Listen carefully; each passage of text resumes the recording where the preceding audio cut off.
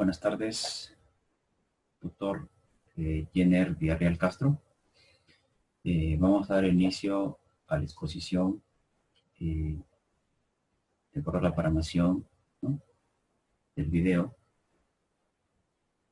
En este caso toca el tema de aisladores. Bueno, hacemos la presentación del curso de Sistemas Avanzados en la Construcción. Los integrantes del grupo son los colegas Hernández Plasencia José Luis, Lazo Flores Elí Eduardo, Ramírez Espejo Mario Manuel, Rodríguez Pacheco Jenner David, y quien le habla, Terrones Mariños César Alberto. Bueno, el día de hoy se va a tocar este tema muy importante dentro de los equipos o dispositivos de protección sísmica que existen, ¿no?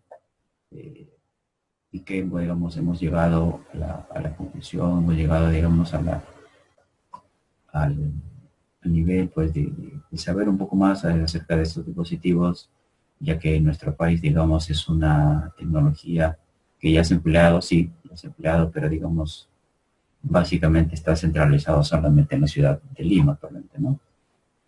Actualmente en Trujillo, por ejemplo, no se ha empleado ningún, salvo por ahí algún proyecto, me parece, pero todavía creo que está en inicios y con otro tipo. Pero igual es un tema, digamos, y es una tecnología importante que yo estoy seguro que va a dar que hablar más adelante, así como, digamos, es importante también la capacitación de los profesionales para el uso y para, digamos, los diseños correspondientes, ¿no?, que se tienen que tener en este tipo de tecnologías. Bueno, digamos, como idea central, nosotros como grupo hemos querido hacer, digamos, partir o iniciar teniendo, digamos, primero como la visión gerencial, ¿no?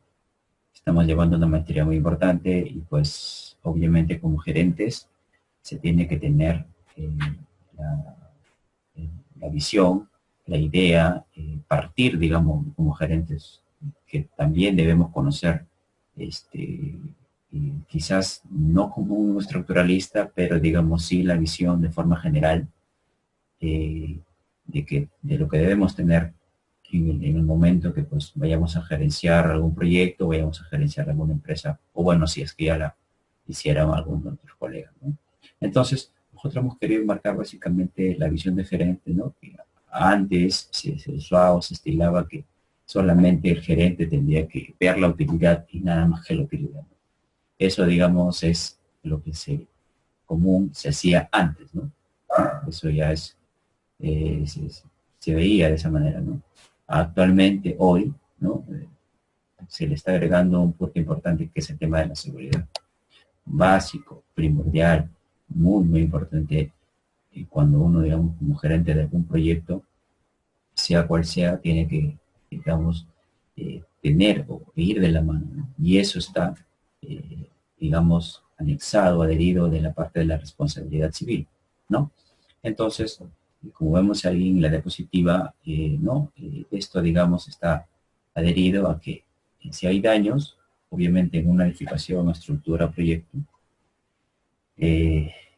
definitivamente va a haber hasta, digamos, un incremento del 50% del coste inicial, ¿no? En el caso de no daños, la responsabilidad, digamos, máximo son 7 años, y obviamente lo ideal sería, pues, que el proyecto o algún día, cuando estemos a cargo de uno, sea cual sea, pues se construya con todos los estándares de seguridad para que al final, pues, la idea, lo primordial es que sea operativo. Entonces, partiendo, digamos, ya lo que indica o lo que nos dice la norma E030 de diseño sismo resistente, para que se entienda o para que, digamos, podamos partir de la idea central para llegar después a lo que es el tema de estos dispositivos aisladores. Nosotros, digamos, hemos adherido en este cuadro a la filosofía y los principios del diseño sismo resistente. Entonces, según la norma E030, ¿no?, en su artículo 1.3, digamos, en 3 puntos, inciso A, B y C, nos indica, pues que como inciso A, el edificio, obviamente, si tiene daños, se tiene que reforzar, ¿no? Este es en el caso ocurra un sismo severo. Pues, si en el inciso B, si digamos, obviamente, tendría que haber daños reparables, obviamente se va a reparar, en este caso, el sismo moderado, y en el inciso C, pues se tiene acá las edificaciones esenciales, ¿no? Como es el caso de los hospitales, ¿no? Entonces, igual, en el caso de un sismo severo, eh, para el caso de diseñar o construir hospitales, obviamente, como toda estructura, tendría que estar operativo. No olvidemos que es que, digamos, y si nosotros en el futuro, ya digamos, como la norma lo indica, se va a usar estos sistemas de protección sísmica, como es el caso de los aisladores, digamos, va orientado a ese tipo de, los dispositivos va orientado a esto, ¿no? A usarse esto, pues que nuestra norma lo orienta ahí, ¿no? A servicios de salud, porque ustedes saben que un hospital se tienen equipos muy caros, ¿no? Y lógicamente se tienen equipos, eh, estos tienen que estar operativos, tienen que estar bien, porque al, digamos, al, al sufrir algún daño, obviamente se van a descalibrar, ¿no?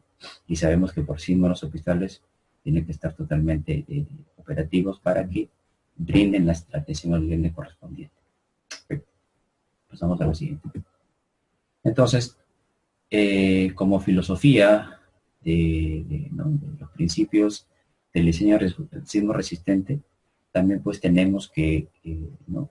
En base a que la edificación, la estructura quede operativa, obviamente va a haber un diseño por desempeño, en donde vamos a tener un estático no lineal, dinámico no lineal y de no linealidad física, y obviamente entra ahí lo que es los sistemas de protección sísmica, ¿no? Como son los disipadores y aisladores. Bueno, ahí vemos una imagen. A ver, ahí con el, me apoyo con el cursor de mouse. Vemos esta imagen. Estos tipos de aisladores Chevron, me parece, ¿no? Chevron. Entonces, eso, digamos, es la filosofía básicamente de lo que es los principios del diseño sismo resistente, ¿no?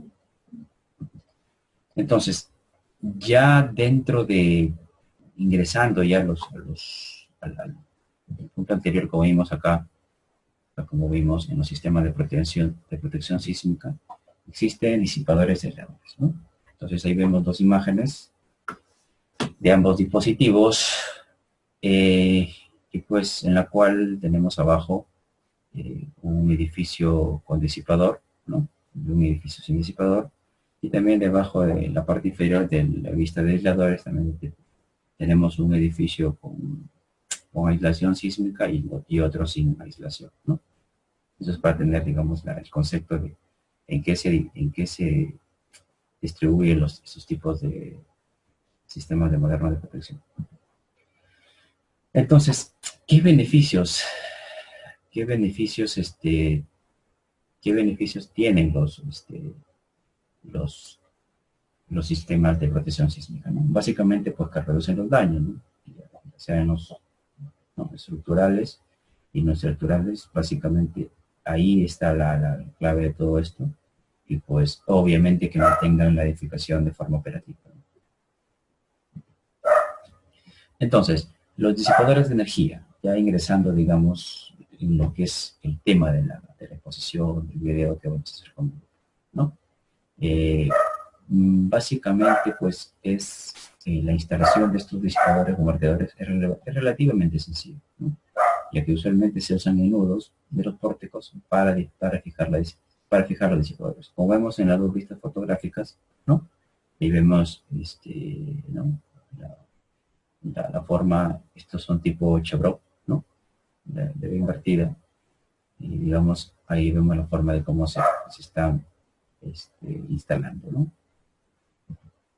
Entonces, ya entrando, digamos, en los tipos de disipadores que existen, ¿no? En este caso, los disipadores de energía se clasifican, se tiene 4 tipos, ¿no?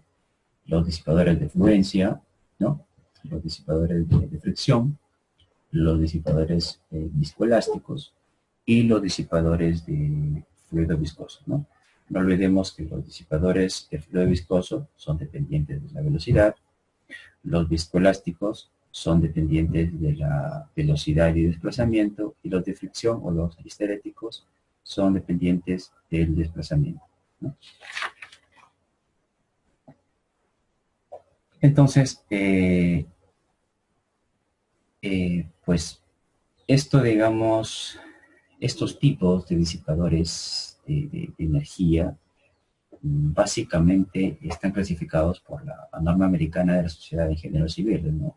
La ASCE 710, ¿no?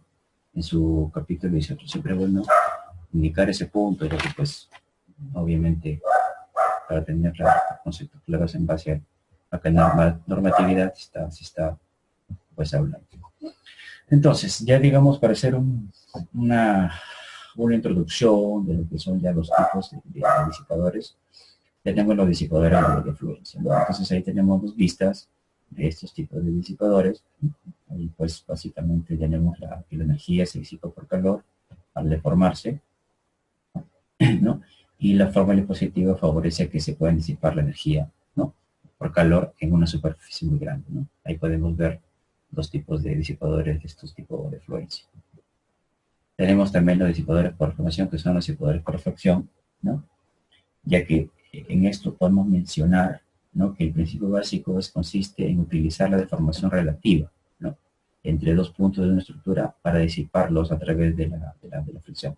Ahí podemos ver en la vista fotográfica la forma como estos trabajan, mejor dicho, que pues todos sabemos que trabajan pues de atracción y compresión. Entonces, también tenemos, según los tipos, los viscoelásticos, ¿no? Son materiales industriales modernos, ¿no?, muy estables, anticiclos repetidos de carga y descarga, pero cuyas propiedades sufren, ¿no?, variaciones con la temperatura. Entonces, la disipación de energía se obtiene debido a la formación por contacto de un material con propiedades viscoelásticas. Estos, pues, como nosotros sabemos, obviamente están o son dependientes de la velocidad y el desplazamiento. Y asimismo tenemos pues los disipadores de fluido viscoso, ¿no? Estos, digamos, dispositivos, digamos, tienen una serie de ventajas, ¿no?, muy importantes. Quiero iniciar, digamos, esta parte, pues, básicamente describiendo los componentes del sistema, ¿no? Entonces, se tiene un disipador, ¿no? Esta es pues, la parte azul, y lo estoy indicando con el cursor del mouse, ¿no? Entonces, esos son el dispositivo que me van a disipar energía. De ahí se tiene en la parte ploma, ¿no?, el brazo metálico, ¿no?, en donde se va a obtener la rigidez, que como todos sabemos es el modo de elasticidad del acero por el área de la sección del brazo entre la longitud del brazo metálico, ¿no? La rigidez. Y las conexiones de la cartela más ferma, ¿no?, la parte inferior. Entonces, como se mencionó, existen una serie de ventajas, ¿no?, de ventajas que me ayudan, digamos, que son importantes en estos tipos de dispositivos, ¿no? Básicamente, estos dispositivos siempre, digamos, están normados por lo que es la norma de ASE, ¿no?, la 710 en capítulo 18, más la FEMA y más la Visión 2000, ¿no? Entonces, tenemos ventajas técnicas, ¿no? Incrementan el amortiguamiento entre el 20 y el 40%, me van a reducir los desplazamientos de la estructura y me reducen las fuerzas de diseño, ¿no? Muy importante estas ventajas, ¿no? A su vez también tenemos ventajas funcionales, ¿no? Se va fácil montaje de instalación, retornan a su posición inicial luego de un sismo severo y son estéticos, ¿no? O sea, digamos, para un tema de arquitectura, que a veces por ahí nuestros colegas y los arquitectos son un poco celosos de sus proyectos, quieren no una facilidad, ¿no? Obviamente, como ya se mencionaba anteriormente en las clases, pues que tiene que siempre haber una armonía de criterios con un fin, ¿no? Y pues que se cierre un proyecto de buena forma. Y también se tienen ventajas económicas, ¿no? una calibración post-sismo reducen volumen de concreto y el acero con menores espesores en las placas, columnas y vigas. Y asimismo también disminuyen daños en el equipamiento y elementos no estructurales. ¿Cómo trabajan estos disipadores de fluido viscoso? ¿No? Ahí podemos apreciar dos gráficos, ¿no? Donde vemos aquí el empuje del sismo, la fuerza del sismo en ambos. Y vemos que existe un desplazamiento, ¿no? Entonces, aquí vemos este tipo ¿no? de disipador, ¿no? Y obviamente trabaja tracción, compresión, ¿no? Entonces, el desplazamiento máximo corresponde a la fuerza máxima en la estructura. En ese momento, la fuerza en el disipador viscoso es mínima, ¿no? Por eso son, digamos, muy importantes. Y acá tenemos un gráfico de fuerza de desplazamiento, ¿no? De fluido viscoso.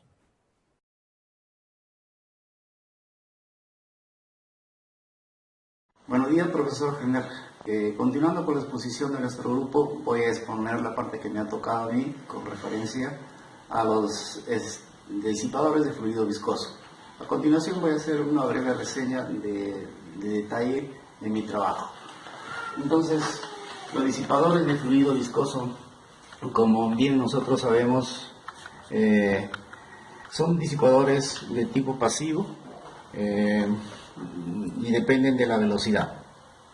También los hay de tipo esteréticos que dependen del desplazamiento y de otros tipos de materiales superelásticos o con forma de amortiguadores de masa sintonizada. Aquí en la pantalla del televisor, de la computadora, podemos ver algunas fotos de disipadores viscoelásticos de fluido viscoso, muros de amortiguamiento. También los hay de tipo metálico, utilizando acero o plomo en su estructura de fabricación. También hay disipadores de barras de pandeo restringido, como podemos ver esta vista, y acá en un ejemplo podemos ver una instalación in situ en una edificación de los disipadores. También hay disipadores tipo hadas, disipadores que trabajan a la fricción y otros tipos de disipadores. Acá hay algunas normas de fabricación, los cuales se van a ver en detalle en la exposición tipo PPT que también se les está enviando. Sin embargo, quisiera que se tengan en cuenta algunas recomendaciones importantes en la fabricación de los disipadores. Acá tenemos una vista de un disipador de fluido viscoso demasiado grande, como el que está acá. Acá tenemos un corte en el cual podemos ver las partes del disipador, que consta de una horquilla, un pistón, un cilindro, un sistema de sellado y un émbolo. En cuanto al pulido interior de los cilindros, como podemos ver acá, hay un cruzamiento entre las líneas del cilindro que son demasiado pequeñitas, que no se ven a la simple vista. Al microscopio se ven que tienen un ángulo entre 50 y 60 grados. Estas pequeñísimas rayas son importantes porque sirven para la lubricación interna entre el cilindro y el pistón. De lo contrario, por el efecto de la fricción que hay entre ellos, se agarrotarían o se pegarían. Acá podemos ver también otro de los elementos importantes, que es el perno. El perno de sujeción, el cual es la única unión entre el disipador y la estructura metálica de la edificación. Entonces todo está pendiente de un solo perno. Entonces el perno de sujeción tiene que tener ciertas características técnicas muy importantes para soportar esas grandes fuerzas, tensiones y cortes que siempre se presentan en un terremoto. El grado que nosotros estamos recomendando es el grado 09, que se identifica por 6 rayitas en la cabeza del perno. Este tipo de pernos soporta muy altos esfuerzos y también grandes temperaturas, hasta 400 grados centígrados, como los que se presentan en turbinas, tuberías de alta presión y aplicaciones similares a los que vamos a tener en los disipadores.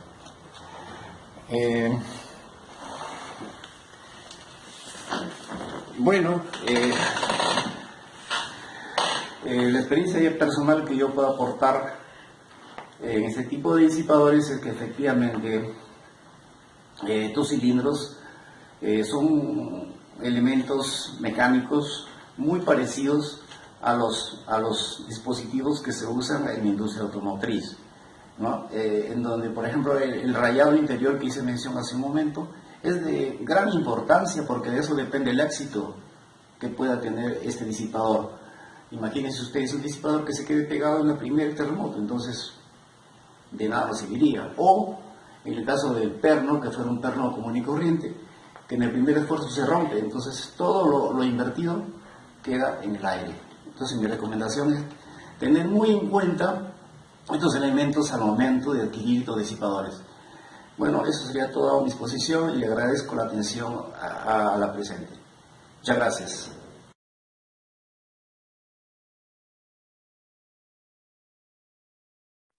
Estimado doctor Jenner Villarreal, buenas noches.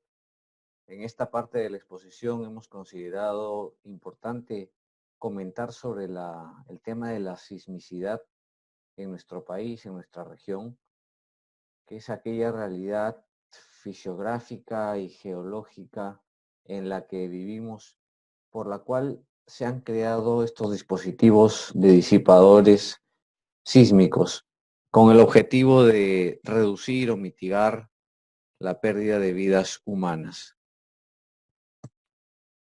Bien, la sismicidad es el estudio de la cantidad de sismos que ocurren en algún lugar, en alguna ciudad, en algún punto, un lugar específico del planeta. Hoy en día el concepto de sismicidad se relaciona con la actividad sísmica, con su distribución espacial, su ubicación, su localización, el tema del tiempo, en qué momento. Además, la actividad sísmica se correlaciona con las características fisiográficas, geológicas, con las características del suelo de cada lugar, que son distintas en cada región. La sismicidad en el Perú. El Perú, nuestro país, pertenece a una región denominada el Círculo Sísmico Circumpacífico, que comprende la costa oeste del continente americano, desde Alaska hasta el sur de Chile, siguiendo por el Japón, por algunas islas del Japón, Indonesia, Nueva Zelanda, hasta las islas de Fuji y Honda al sur. Mayoritariamente hemos conocido a este círculo sísmico como el anillo de fuego. Catálogos sísmicos. Estos catálogos sísmicos a nivel mundial se han llegado a crear gracias a que se han ido registrando datos en las zonas afectadas por los sismos. Estos catálogos obtenidos de la actividad sísmica del lugar han ido evolucionando. Han ido evolucionando en cuanto a que se han ido incrementando datos como magnitud, como tiempo, duración, las profundidades de los focos, la ubicación con coordenadas de los focos, la propagación, eh, incluso ahora con este evento producido en la Ciudad de México. Fue una sorpresa para el Perú, que ya tenían implementado un sistema de alarma, de alerta para la población en los celulares, ¿no? Y en el cual en Chile, en el Perú, se tiene la intención, ¿no?, de poder obtener un sistema de este tipo. Asimismo, es importante mencionar que el litoral que está junto al Océano Pacífico de América Central y América del Sur son los principalmente afectados por esta actividad sísmica en la región, ¿no? Como podemos ver en este gráfico, se observa que en esta franja hay una aglomeración de puntos de color rojo, donde ha habido bastante actividad, donde se registra actualmente como una zona de alerta, ¿no? Una zona de alto sismo. El origen de los sismos en nuestra región, en nuestro Perú, está relacionado directamente con el hecho de que tenemos en Sudamérica la placa de Nazca, que la conocemos ya desde nuestras clases de geografía que nos brindaban en el colegio, la placa de Nazca y también la placa sudamericana continental, en la que se produce el efecto de que la placa de Nazca se introduce por debajo de la sudamericana hasta ser absorbida por este manto. Este movimiento produce la acumulación de energía en algunas zonas que se resisten a estos desplazamientos y generan una liberación de energía tal que que se libera a través de sismos o también a través de erupciones volcánicas, como lo podemos ver en este gráfico. Ante esta realidad, en nuestro país ya desde hace algunos años se ha desarrollado y se viene mejorando la norma técnica E030 de diseño sismo resistente, que abarca todo el campo de las edificaciones, ¿no? Aún está pendiente el poder desarrollar esta norma para que alcance a otro tipo de estructuras, ¿no? Puentes, represas, etcétera. Se reconoce que construir una edificación 100% antisísmica no es económicamente factible para la mayoría de las estructuras. Bien, entrando al tema de los dispositivos de fluido viscoso, tenemos que también son conocidos como amortiguadores de fluido viscoso y que inicialmente su aplicación estaba limitada a la industria militar y aeronáutica. Sin embargo, ya en años recientes su uso se ha extendido en la industria de la construcción, aplicándose en países como Estados Unidos, Japón, Chile, principalmente en edificaciones y puentes. Los dispositivos Taylor tienen su origen en New York, en Estados Unidos, en 1955. Es la empresa líder actualmente de estos dispositivos para soluciones industriales y de construcción en el mundo. Los disipadores Taylor son para una efectiva protección antisísmica. Acá podemos ver una imagen de un almacén de los dispositivos Taylor. En la experiencia que se tiene en el mundo con los dispositivos Taylor, tenemos que se está desde 1993 ya usando en estructuras netamente de ingeniería civil. La primera experiencia fue en el edificio del Centro Médico San Bernardino en Los Ángeles, California, con 5 edificios donde se colocaron 186 disipadores. Una segunda experiencia importante es el edificio de servicios de comunicación de emergencia Pacific Bell en California con 62 disipadores Chevron. Una tercera experiencia importante de Woodland Hotel en California con 16 disipadores. En Los Ángeles en una torre de edificio de oficinas para el gobierno de 32 pisos, 140 metros, se colocaron 52 disipadores. Recordamos que estos disipadores no se limitan por la altura, ¿no? El edificio de pórticos de acero de 14 pisos en San Francisco, el Civic Center, con 292 disipadores. La Torre Mayor en México, el edificio más alto de México, con 98 disipadores, destinado a oficinas, 55 pisos. Se colocaron también en el estadio Pacific Northwest Baseball Stadium en Seattle, en Washington, que esto al menos puede sonar, puede parecer algo increíble, ¿no? También se puede colocar en los estadios. Acá tenemos un caso donde se pusieron 8 disipadores. En la torre central, ya en nuestro país, en la torre central del aeropuerto Jorge Chávez, donde se hizo un reforzamiento estructural de la torre central de 10 pisos, se colocaron 42 disipadores, se colocaron en configuración Chevron. También el Hotel Costa del Sol, en el Callao, en el centro comercial El Quinde, en Ica, en el edificio Reducto, desarrollado por el ingeniero Rivera Feijó. Y bueno, estas experiencias son las que tenemos de Taylor.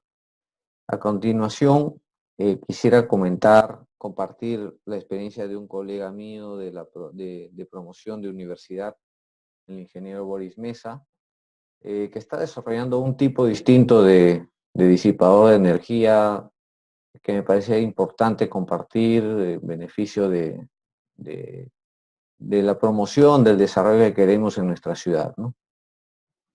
Buenos días, soy el ingeniero Boris Mesa Amado de la empresa Mesa Contratistas. Vamos a hablar o responder un poco las consultas del ingeniero David Rodríguez Pacheco respecto al sistema de protección sísmica asociada a las edificaciones. En este caso, vamos a detallar un poco de qué se trata nuestro proyecto.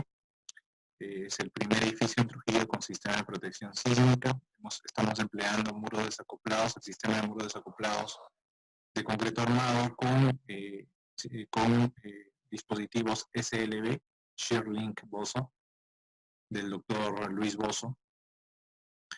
Y vamos a responder a cada una de las consultas. En este caso nos pregunta qué cosas positivas y negativas presenta este sistema a nivel de diseño.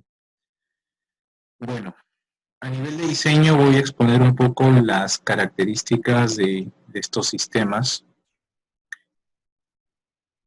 Esto es un manual que nos entrega el doctor Luis Boso para el diseño de estas estructuras en colaboración con el doctor Helber González. Estos son sistemas de protección sísmica que pueden ir de repente trabajadas con brazos excéntricos, trabajados con un elemento excéntrico, o también pueden ir trabajados con muros desacoplados, que son muros de concreto armado o paneles de concreto armado, con juntas en los extremos y una unión inexistente entre la viga y el muro. Es decir, el muro va, como el término lo indica, desacoplado del marco externo. Entonces, nosotros hemos elegido esta opción en donde detalla más o menos el proceso a trabajar. Esto más o menos es una descripción gráfica de cómo trabajaría o cómo se modelaría un muro desacoplado, ¿no? Con la incorporación de disipadores en los extremos. Esto no significa que esta configuración es única, pueden ir 3 dispositivos o 4 en función a la longitud y a lo que se quiera lograr. En este caso, bueno, esa es una de las bondades a diferencia de este sistema. Acá se pueden colocar en paralelo 2 o 3 y acá se pueden colocar en serie 2 o 3 en función a lo que mejor o lo que sea más eficiente en cuanto a diseño. Estos son los dispositivos, son dispositivos fabricados de acero, de láminas de acero con unas ventanas que permiten la plastificación de estos dispositivos y que son ensayados donde se aprecia que hay un comportamiento histerético bastante estable, del tipo rígido estable, ¿no? Bien, es lo que quería compartir. De hecho, hay mayor información que me compartió el ingeniero. pero ya me extendería demasiado. Muchas gracias.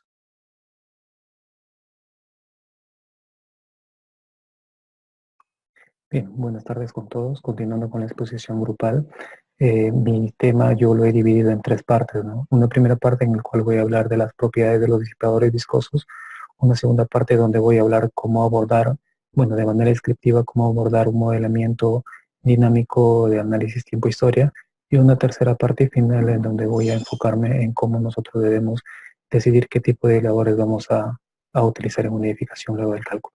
Correcto, entonces, para esta primera parte yo me he basado en el libro Edificaciones con disipadores viscosos del doctor Jenner Villarreal, con el ingeniero Marco Díaz La Rosa, en el cual se ha hecho un análisis de una edificación de 8 niveles, en los cuales estamos viendo que para las distorsiones en el sentido X no está cumpliendo la normativa y para el sentido Y sí está cumpliendo. Entonces, a partir de esto yo podría tomar una decisión y decir que yo voy a implementar aisladores en mi edificio en la dirección X porque justamente es la dirección en la cual no está cumpliendo los requisitos de la norma. Correcto, entonces como primer cálculo yo debo de efectuar el cálculo del factor de reducción de respuesta o digamos la incógnita B, ¿no? Que está dada por la distorsión máxima que nosotros vamos a calcular de un análisis tiempo-historia versus o entre la distorsión objetivo que nosotros la vamos a determinar o bien de la metodología HASUS o bien del Reglamento Nacional de Edificaciones, ¿no? la norma ISO 30 sismo resistente. Para este caso ya tenemos que la distorsión en el sentido X es 0.0113 y que digamos, la distorsión de la norma es 0.007, ¿no? O 7 por 1000, lo cual yo tendría el factor de reducción de respuesta como un valor de 1.61, ¿correcto? Como segundo paso yo debo de calcular el amortiguamiento efectivo. Entonces el amortiguamiento efectivo está dado por toda esta fórmula. Entonces ya conozco este valor, lo que yo debo hacer es despejar el amortiguamiento efectivo. Entonces el beta sub 0 viene a estar dado por 0.05, no es el amortiguamiento, digamos, propio de la edificación, o que ya lo conocemos como un 5%. Despejamos esta fórmula y tenemos el amortiguamiento efectivo que correspondería a 23.12%. ¿Correcto? Entonces, a este amortiguamiento efectivo nosotros tenemos que restarle el amortiguamiento inherente de toda estructura, que es el 5%, terminando para nuestra edificación y análisis en un 18.12%. Recordemos que nosotros buscamos estar en un rango del 20 al 40% para poder decir que nuestro edificio califica en condiciones para poder colocar los disipadores. Entonces tenemos un promedio, un 20%, que por darle un margen de seguridad lo vamos a llevar a un 22%, ¿no? Con ese 22% vamos a ingresar a nuestras fórmulas más adelante. Posteriormente a eso nosotros vamos a determinar el cálculo de las propiedades de los disipadores. Entonces para ello nosotros en primer lugar tenemos que proponer una disposición de los dispositivos, ¿no? De los dispositivos en la dirección de análisis. Para este caso, como hemos tomado que la dirección X es la que necesita los aisladores, vamos a colocar 2 aisladores por nivel.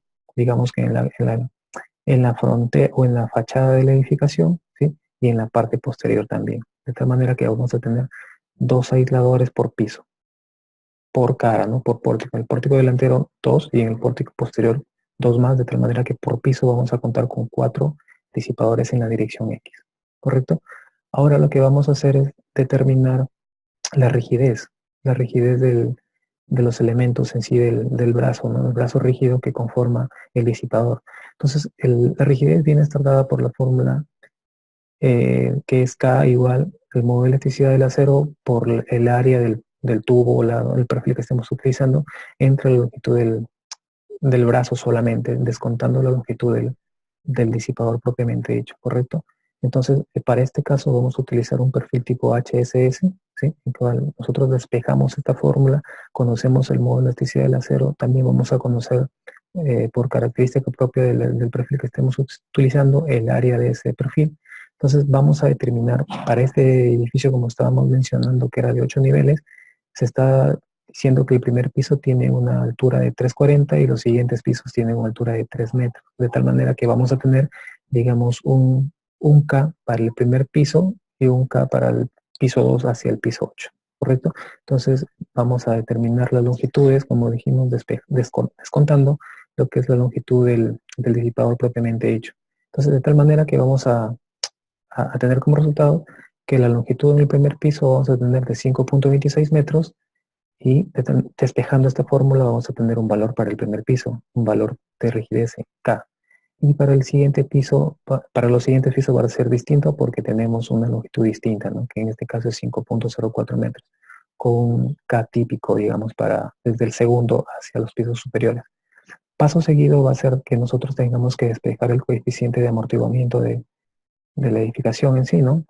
Y ese coeficiente de amortiguamiento viene dado a través de esta fórmula. Entonces nosotros debemos despejar el coeficiente de amortiguamiento de esta manera, con esta fórmula. Entonces nos vamos a topar con que tenemos varias variables que despejar, ¿no? Coeficiente viscoso de la estructura, parámetro lambda, el coeficiente de amortiguamiento del disipador que estamos tratando de hallar, los desplazamientos relativos del edificio. Entonces vamos a tener que tener una tabla de resultados de los desplazamientos que hemos tenido piso a piso, ¿no? Para hacer las restas. El ángulo de inclinación de los disipadores, que lo vamos a determinar por aquí. La amplitud de desplazamiento del modo fundamental, que eso no es más que, digamos, el desplazamiento en el piso último, a partir de los desplazamientos que tomemos de los modos, ¿no? Desplazamiento a través de los modos. La frecuencia angular, la masa por nivel, y bueno, el desplazamiento por nivel que estábamos mencionando. ¿Correcto? Entonces aquí vamos a comenzar a despejar cada una de ellas. Entonces la masa de cada piso nosotros vamos a poder apoyarnos de repente si utilizamos algún programa, el de TAPS o el SAP, ¿no? De tal manera que ya tengamos tabulada esta tabla, ¿no? A diferencia del TAPS, a diferencia de SAP, TAPS sí nos entrega estas masas, ¿no? Las masas por piso, pero para TAPS no es posible, de tal manera que tenemos que hacer de forma manual este cálculo, ¿no? Determinaremos la masa piso a piso, ¿correcto? Luego el amortiguamiento viscoso de la estructura ya lo hemos hallado y habíamos determinado que era un 22%. El ángulo de inclinación de los disipadores también tomaremos en función a la altura y los anchos de cada vano, tomaremos los ángulos y determinaremos que para el primer piso es 34 y para el segundo y demás pisos hasta el octavo es de 31 grados ese ángulo, ¿no? Bien, entonces acá tenemos un resumen, digamos, de las distorsiones que tenemos tanto para X como para Y de esta edificación. Y como estamos trabajando con la dirección X, vamos a calcular los desplazamientos relativos, ¿no? de todos los entrepisos. Entonces, la distorsión no es más ¿no? El desplazamiento relativo no es más que la diferencia del piso superior entre el piso inferior. Ok, acá tenemos tabulado esto y con estos datos nos vamos a apoyar luego para el cálculo. Lo que les había mencionado, que vamos a determinar la amplitud de ¿no? la amplitud de desplazamiento a través de que pidamos los modos, los desplazamientos de los modos, ¿no? Entonces, de tal manera que en el último piso, ese se me va a generar a mí la amplitud donde es más grande, digamos, ¿no? Luego determinamos la frecuencia angular, que viene a estar dada por la siguiente fórmula, que es 2pi por la frecuencia normal. Y la frecuencia normal está una entre el periodo, y el periodo es que lo tenemos que hallar, digamos, a partir de las masas participativas que tengamos, ¿no? Entonces, cuando pidamos los resultados al programa, denotaremos o nos daremos cuenta que aquella masa por lado, ¿no? X y Y, el que tenga mayor acumulado de masa participativa constituirá el modo principal, ¿no? En este caso, en el primer piso es 1.32, porque la masa participativa es 0.86%, ¿no? Luego vamos a determinar el parámetro lambda. Y el parámetro lambda viene a estar dado, digamos, por una relación con el exponente alfa. Para edificios que vamos a trabajar con dispositivos o disipadores de fluido viscoso, vamos a considerar un lambda de 0.5. Bien, entonces, apoyados en una hoja de cálculo y una tabulación como la que se está mostrando, podemos ir construyendo los datos a despejar, ¿no? Entonces, tenemos esta información, las masas y demás. ¿Ok? Entonces vamos a despejar el coeficiente de amortiguamiento, completaremos toda la información que ya hemos recaudado. Entonces, obviamente vamos a utilizar el 22% del amortiguamiento viscoso que ya hemos calculado previamente, ¿no? Vamos a darnos cuenta que al despejar esta fórmula vamos a tener un coeficiente de amortiguamiento para este caso de 333.11, ¿sí? Pero que vamos a tener que dividirlo entre 4. ¿Por qué? Porque se mencionó que teníamos dos ejes resistentes, ¿no? en cada eje tenemos dos dispositivos, dos adelante y dos atrás, de tal manera que tenemos 4 por nivel. Entonces, por eso dividimos 333 entre 4, dándonos un valor de 83. ¿Ok? Entonces ya tenemos como resumen que para el primero y segundo piso tenemos un coeficiente de amortiguamiento, una rigidez y un parámetro alfa, que tabulado y como resumen lo tenemos en esta zona. De esta manera les he mostrado cómo calcular las propiedades de los dispositivos viscosos. ¿Sí? En la siguiente etapa voy a explicar cómo realizar un análisis tiempo-historia de manera descriptiva. Muchas gracias.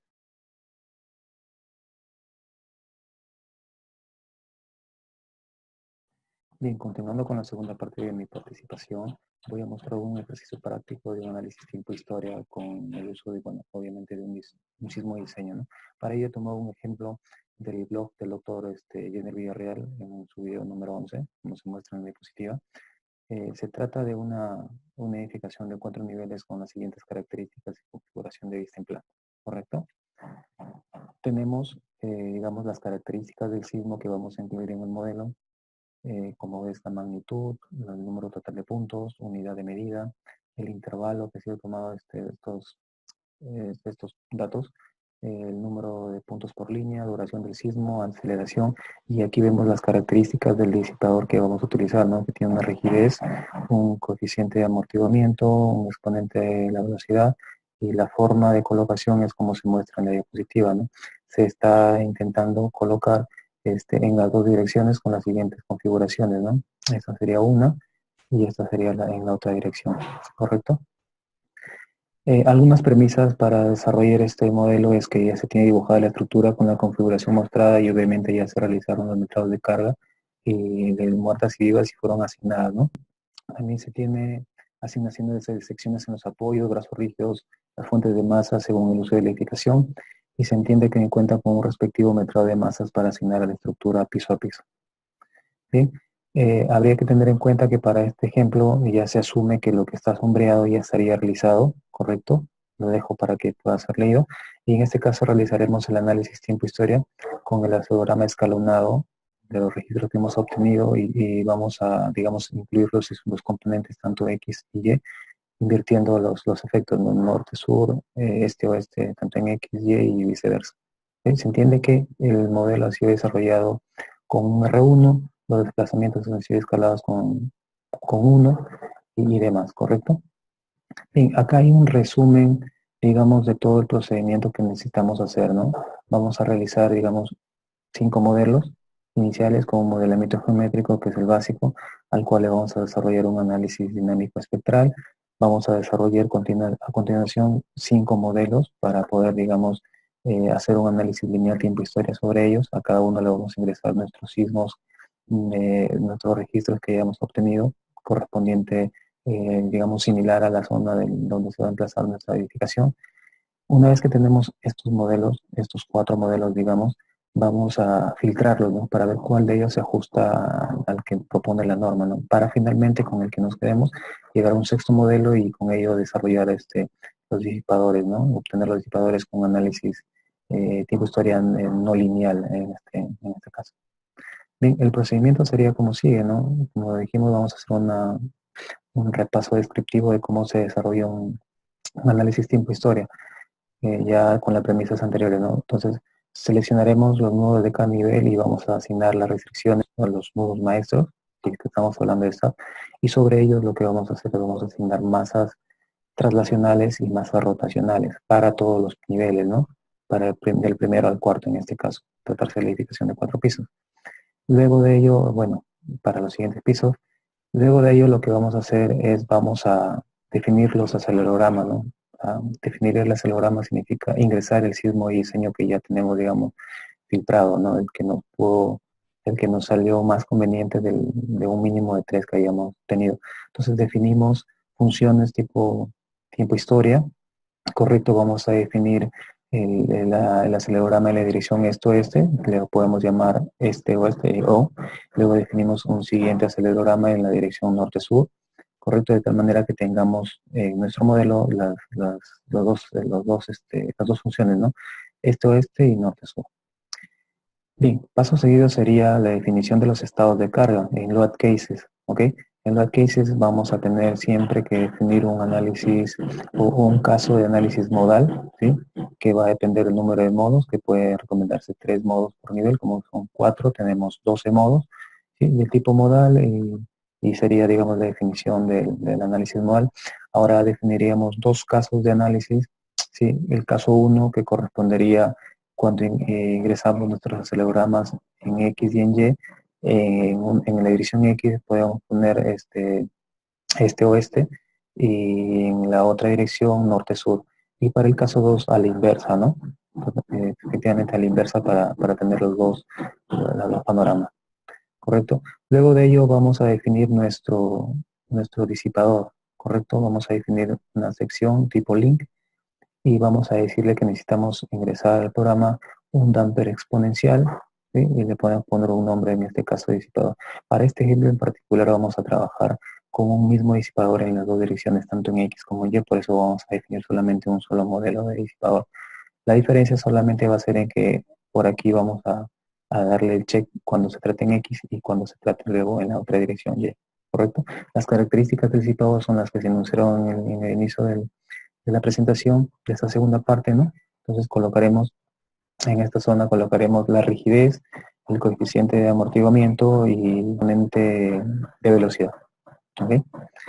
Paso seguido va a ser la asignación de los disipadores en ambos sentidos, ¿no? Básicamente ya es el dibujo sobre el modelo de los links, que lo haremos de la siguiente manera, ¿no? Vamos a dibujar una línea en link en 2 puntos, entonces vamos a colocar el tipo disipador y dibujaremos tal cual tenemos la configuración de nuestro modelo, tanto en X como en Y, ¿no? En zigzag y en X.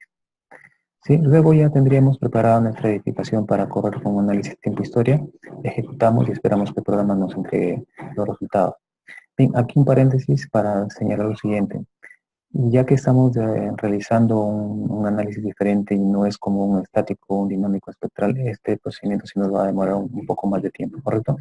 El uso de dispositivos nos va a permitir a nosotros predecir el comportamiento del edificio, pues vamos a diseñar para un comportamiento esperado y no vamos a diseñar para esperar qué es lo que va a suceder con la edificación.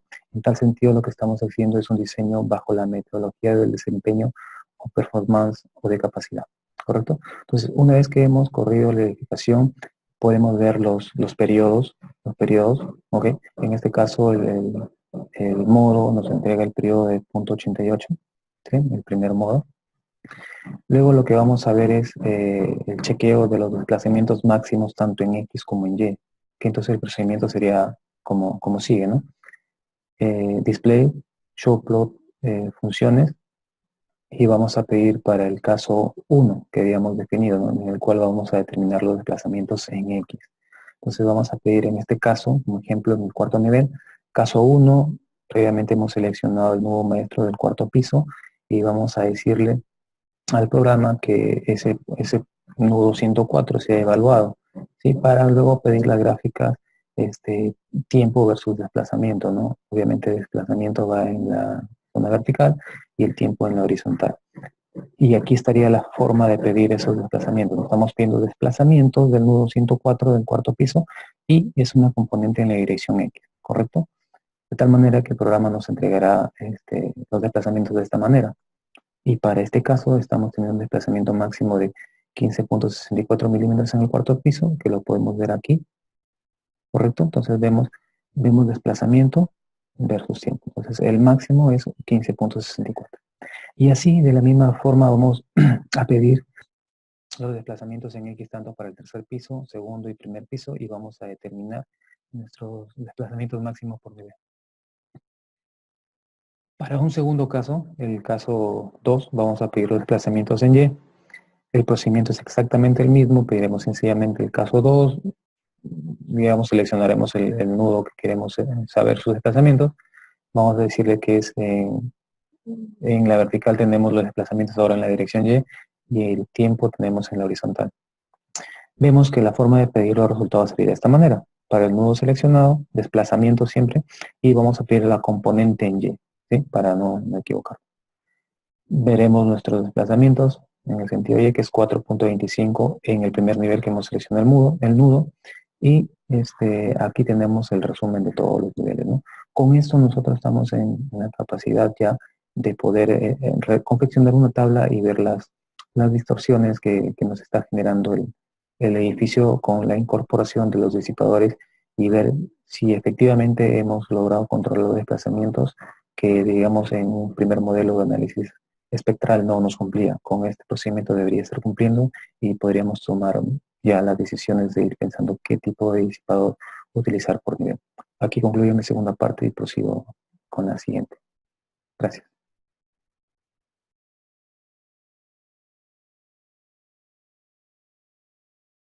Bien, entonces culminando mi participación en esta exposición grupal, en mi tercera parte lo que voy a tratar es un ejercicio práctico respecto a la respuesta de la estructura con disipadores, ¿no?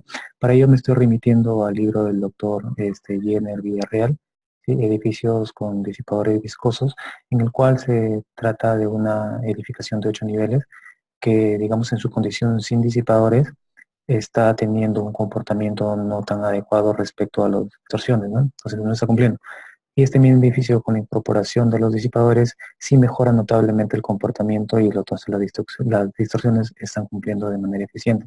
Podemos ver que la reducción de las distorsiones pasó en el primer piso, por ejemplo, de 11.31 por mil a menor a 7 por mil, que es lo permitido por la norma, ¿correcto? Bien, entonces en estas diapositivas lo que les voy a mostrar es cómo nosotros podemos crear la función de desplazamientos o deformaciones, ¿no? Con la intención de poder obtener la curva histerética de los disipadores de energía. Entonces el procedimiento sería como sigue: display, mostrar funciones, ¿sí? Y vamos a, digamos, a previamente haber seleccionado el disipador que queremos ver sus resultados. En este caso el programa el SAP 2000 lo va a denominar como link, ¿sí? Entonces, justo para este caso tenemos que hacer el procedimiento 2 veces, y de tal manera que nos seleccione el link y link 1-1 para poder, digamos, pedir resultados distintos para cada uno. Digamos, para poder pedir con con el link 1 pedimos fuerzas y con el link 1-1 pedimos la definición de desplazamiento. Entonces, iríamos como sigue, ¿no? Entonces configuraríamos agregar fuerzas y deformaciones para el dispositivo que hemos señalado, y en el caso de las fuerzas diremos que necesitamos conocer las fuerzas axiales y, digamos, lo que pedimos es fuerza propiamente dicho. Y para el link 1-1 vamos a pedir la componente de desplazamiento en X, y lo que necesitamos conocer es la deformación, ¿correcto? Entonces tenemos definida fuerza y deformación. Paso seguido es, digamos, pedir por partes, ¿no? Vamos a pedir en este momento la fuerza axial. Entonces configuramos que necesitamos que se verifique el link 1 respecto a fuerza, ¿sí? Configuramos de esta manera la fuerza axial, digamos, en la vertical y los desplazamientos en X. Entonces podemos ver que el diagrama o la curva de histerética sale como normalmente sale para este tipo de disipadores, ¿no? Entonces aquí ya podemos medir nosotros la fuerza axial que se está generando en este disipador seleccionado, ¿correcto? Ahora lo que vamos a hacer es pedir el desplazamiento, ¿sí? De la misma manera, sencillamente ahora es que el desplazamiento lo tenemos en la vertical y bueno, tenemos el tiempo, ¿no? Para poder pedir al programa y conocer el desplazamiento producido en la cantidad de tiempo, ¿correcto? Bien, otra cosa que tenemos que evaluar nosotros es el balance de energía, de tal manera de poder determinar de una manera gráfica primero y de una manera cuantitativa cómo es la absorción de energía, ¿no?, propia del edificio, y digamos la absorción de esa energía producto de la incorporación de los disipadores. ¿Bien? Entonces lo que hacemos, vamos a definir una función y colocamos que lo que vamos a pedir es una función para el balance de energía, ¿no? Y vamos a, digamos, a pedirle la energía de entrada, la energía del disipador, la energía potencial y demás. Entonces, como conclusión a los resultados obtenidos en la evaluación del edificio en el libro del doctor, se tiene que los desplazamientos se mejoran notablemente, ¿no? Teniendo una reducción, digamos, en el orden del 40%. Entonces es muy importante el uso de los disipadores, ¿no? Las distorsiones también se ven reducidas significativamente, ¿no?, de un margen del 40 al 50%. Los esfuerzos en los elementos, si nosotros pudiéramos pedir fuerzas axiales, momentos flectores y demás, vemos que para el ejemplo del libro, una columna se ve bastante reducida, ¿no?